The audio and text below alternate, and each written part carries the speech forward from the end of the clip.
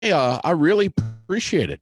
It is a absolute pleasure to have you on Aired Out, and thank you so much for joining me. Now you're in Joplin, Missouri. Yeah, I'm in Joplin, Missouri. Tell us a little bit about you, Randy. Who you are and what you do. Okay, so I actually came back to Joplin in 2008, and I say came back. I left in 1978 after I graduated from high school. I joined the Air Force and left for 30 years, and got a job and came back to a company called Eagle Pitcher Technologies, which is a specialty battery manufacturer in the aerospace, defense, and medical sectors. And Eagle Pitcher, I was there for 8 years, and we got bought out by private equity. So I left, and we ended up coming over to my current employer is ZAF Energy Systems. That's ZAF as in Zebra Alpha Foxtrot Energy Systems. And we make nickel zinc batteries. I opened a plant here in Joplin in 2017. We started making batteries in 2018, and we've been shipping them out to the we call it seeding the market with these nickel zinc batteries for the last 2.5 years. If you're just joining us this afternoon, my guest in the business spotlight is Randy Moore, who, as you just heard, is the president and CEO of ZAF Energy Systems in Joplin, Missouri. The developer of really a next-gen battery technologies, I guess we should say, right? Well, it is a next-gen battery, but it's also a very old technology. The Thomas Edison had the first patent on it in 1901, but it just didn't cycle very well. The batteries would last a short time, maybe 50 cycles. Compare that to lead acid, was around 200 cycles, and some of the really good lead acid today can get up in the 300 to 400 cycle area. Now, with the improvements to material science in the last 20 years, we picked this nickel zinc battery back up and applied some modern material science to it, and now we're getting 800 plus cycles out of it. Amazing. And to think that your company's got some contracts now with the U.S. Department of Defense, that is amazing. Yeah, we were really, we've been blessed. Got a contract with the Navy to working on submarine batteries. Got a contract with the Air Force. We're working on batteries for the Minuteman III backup system, the silo backup system. Now, Randy, you are nationally known as an advocate for Made in America jobs. Obviously, yes.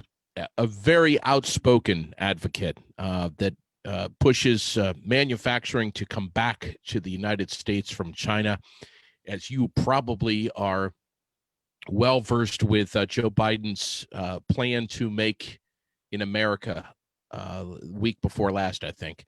Not going easy on China.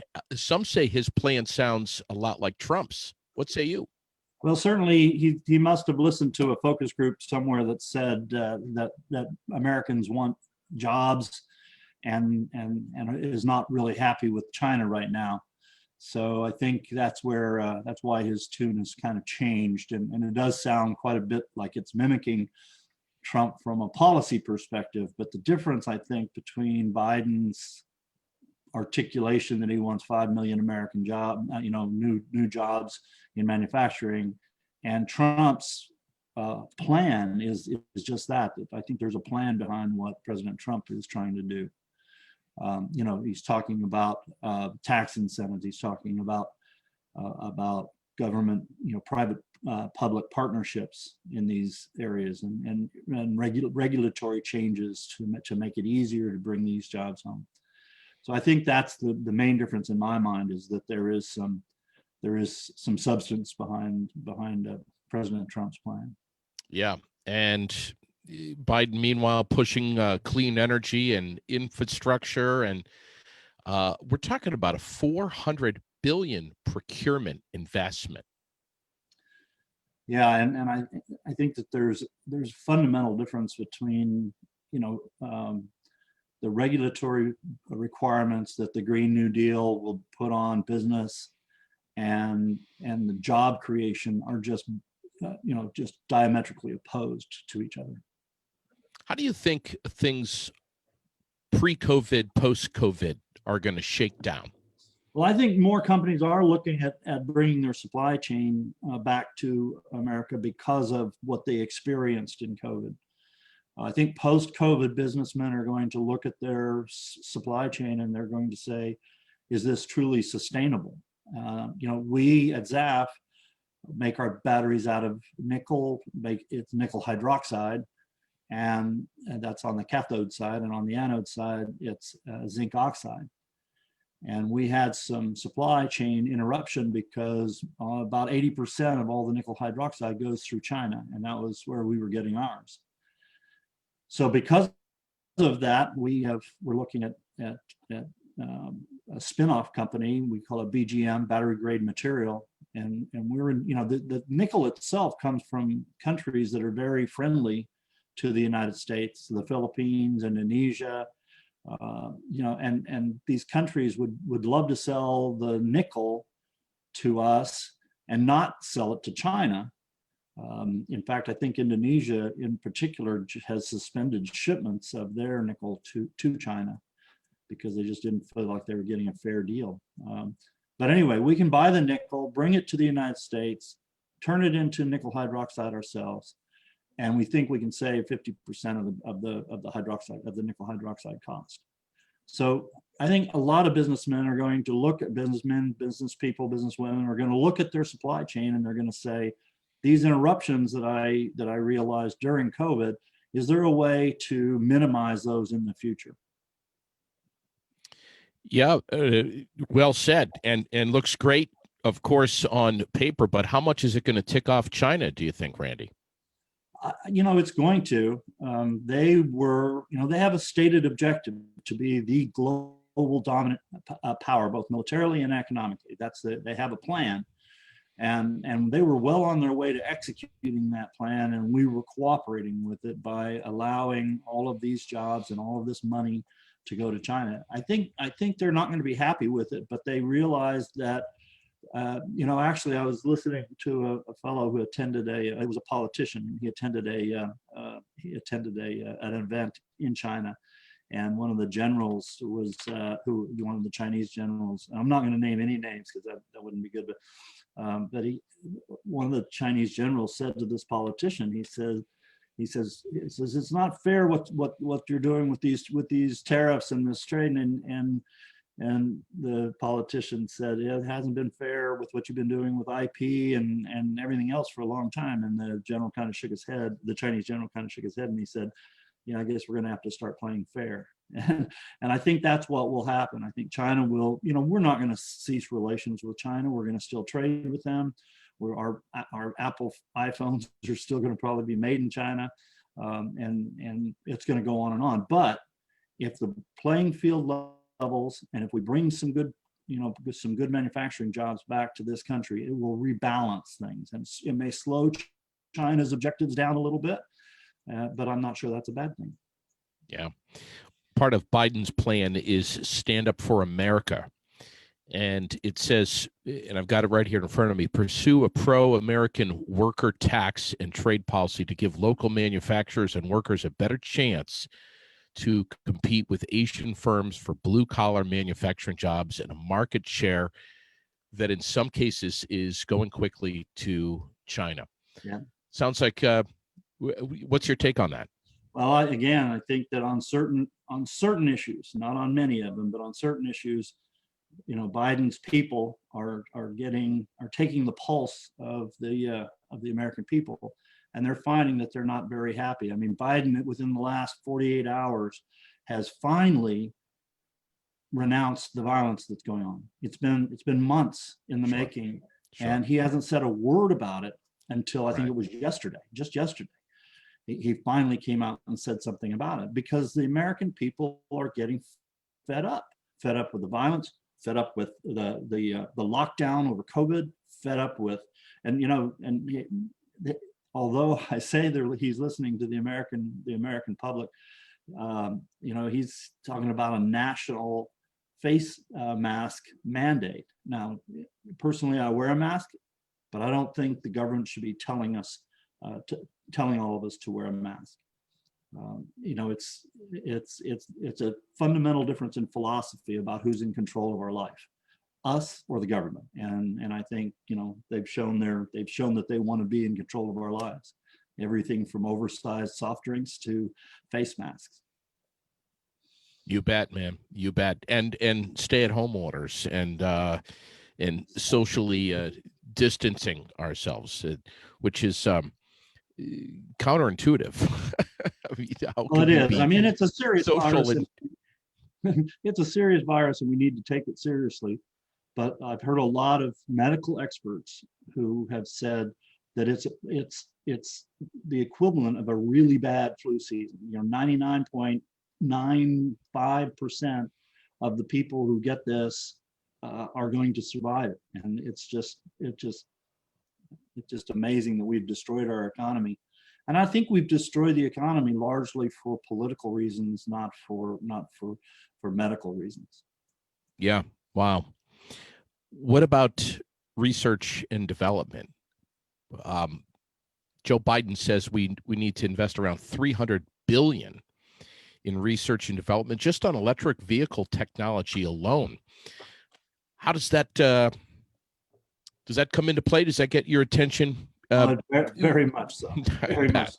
It sounds a lot like what happened back in 2008 when the Obama administration first took office, and they did this American Recovery and Relief Act, and under that they gave $2 billion for the electrification of the drivetrain, which is basically batteries. They invested $2 billion in batteries.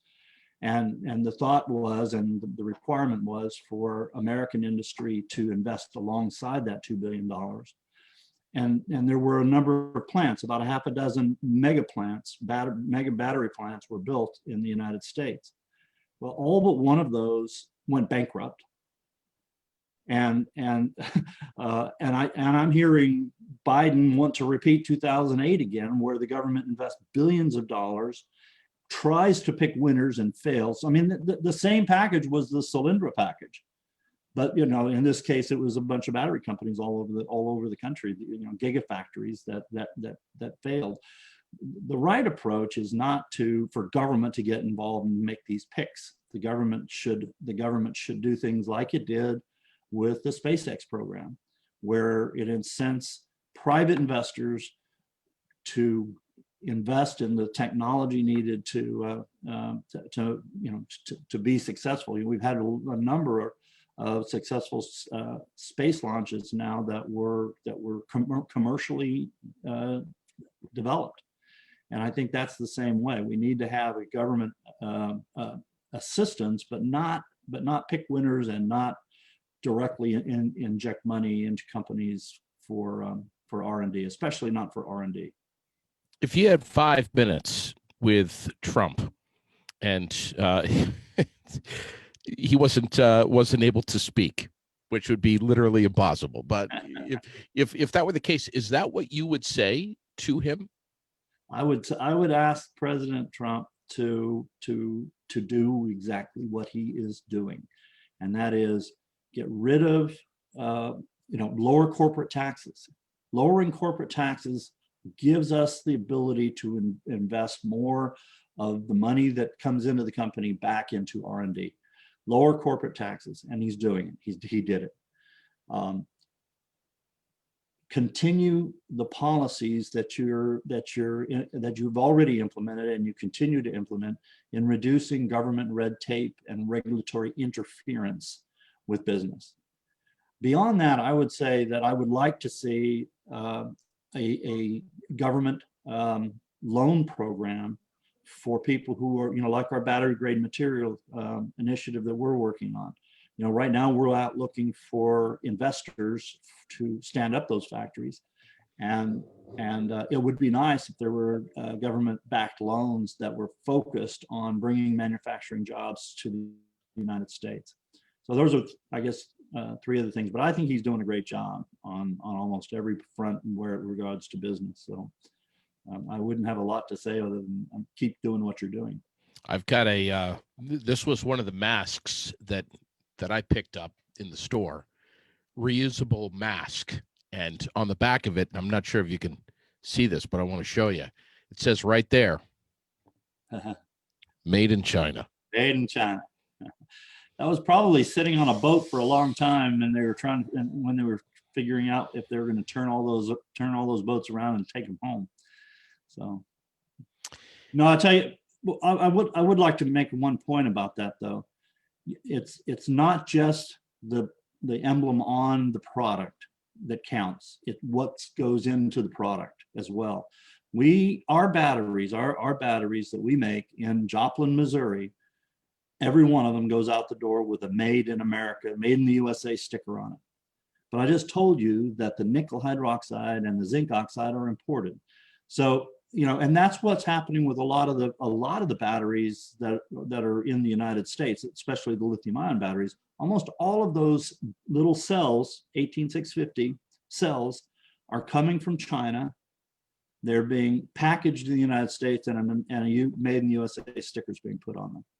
So it doesn't really, it's not entirely matter what's on the outside of the product. It's all the things that go into it as well. So is I'm assuming the cell phone industry is some of your best friends. Well, we are, our battery is not the kind of battery, lithium ion is definitely, I say our battery can take out most of the lead acid market and some of the lithium ion market. You're better with a lithium ion, a lithium polymer battery in your cell phone. It's light, it's got very high energy density, it cycles really well, but the consumer electronics market is where the lithium ion it plays the best. For industrial batteries, and when you talk about cell phones, the cell towers all have battery backups in them, and that's an ideal application for our batteries. Data centers, that when 5G network starts getting rolled out, the 5G network they're going to be a lot of antennas, and they're going to be smaller, and there's going to be a lot more of them, and they're going to be hung on the sides of buildings, and lithium ion does not really like to operate in higher temperatures. If you've ever put your phone on the dash and come back to try to use it, you open it up and it says temperature too high or something like that, and so it shuts itself down at high temperature. But so for the 5G networks, so phone systems in general can make use of our batteries, and we're looking forward to a really healthy market there. It seems, Randy, like this is the high tide right now for America with what we're going through right now with COVID, to really focus on post-COVID. And God willing, there will be a day when we're through this, where we have an opportunity in our hands right now to really make it or break it with the U.S. economy and technology here in the United States. This is our time right now, and it's sitting on our lap. I think you're right. And I just hope. You're exactly right. Today people are going into the store and they're looking at the back and looking for that label made in the USA. I hope the memories do not, we tend to have short-term memories in this country. I hope that the memory of this and what it did, I hope that it lasts with. I think on the business side, it will. I mean, a lot of businesses now have governance. They have ESG and they have an ESG committee, which is environmental sustainability and governance. And this committee is looking at for the first time, and this is fairly recent, this committee's responsibility is not to take a quarter by quarter view of leading the company and managing the business. This committee is supposed to take a long-term view of what environmentally are we doing to the planet, what from a business sustainability perspective are we doing, so making sure that short-term decisions don't override long-term objectives. And I think that under the ESGs around the country in the large company, that there will be corporate memory, so to speak, that says, okay, we need to worry about supply chain sustainability is that we have some control over it. You're not going to have any control over something that's made in China. What more can consumers do to put pressure on politicians to have more manufacturing in the United States, other than just simply buying local? No, I encourage everyone to communicate. I mean, once our representatives get into office, a lot of people think that that they stop listening, but that's not the case. The politicians that I know love to hear from their constituents, and they, so continue to communicate with your representatives the fact that you're not happy with the government regulations that are preventing or the tax situations that are causing these companies to re-headquarters offshore. These are the types of things where, some of the states are losing their corporations because of the onerous taxes they put on them. So it's important that voters, vote for the people that they think are going to support a pro-American manufacturing base. And once those elected officials are in office, continue to communicate with them. That's the thing about, that I've really admired about President Trump. And it's really been clear in the last few days in the RNC and in the convention that promises made, promises delivered. And Trump campaigned on several platforms, several programs. And you're seeing it in the last couple of days in this convention that everywhere he made a promise, he delivered on it. And that's what the voters need to do with all their representatives, not just the man at the top, but everybody, the mayors and the state representatives and everything else. Just communicate, vote for the one that you think is going to help the most, and then communicate that you're expecting them to live up to their promises. Randy Moore, thank you ever so much. Well, thank you. I appreciate you having me on. We're going to let you sneak back to your day, but God bless you, and we appreciate you coming on, man. Thank you ever so much again. All right. Thank you. Take care, JD. Absolute honor. Great to have him on. Wow. What a show. What do you think about this? I'd love to hear what you have to say. You can post your comments right here on Facebook. And thanks for joining me this afternoon. Quick hit on Aired Out. Brought to you by Gothiers, Quality Grounds and Maintenance, Fontaine Forestry and Millwork, and Aeromed Essentials. Support local biz, support American biz as much as you can. We appreciate your eyes, your ears. Thanks for tuning in. Be well. Take good care of each other. God bless.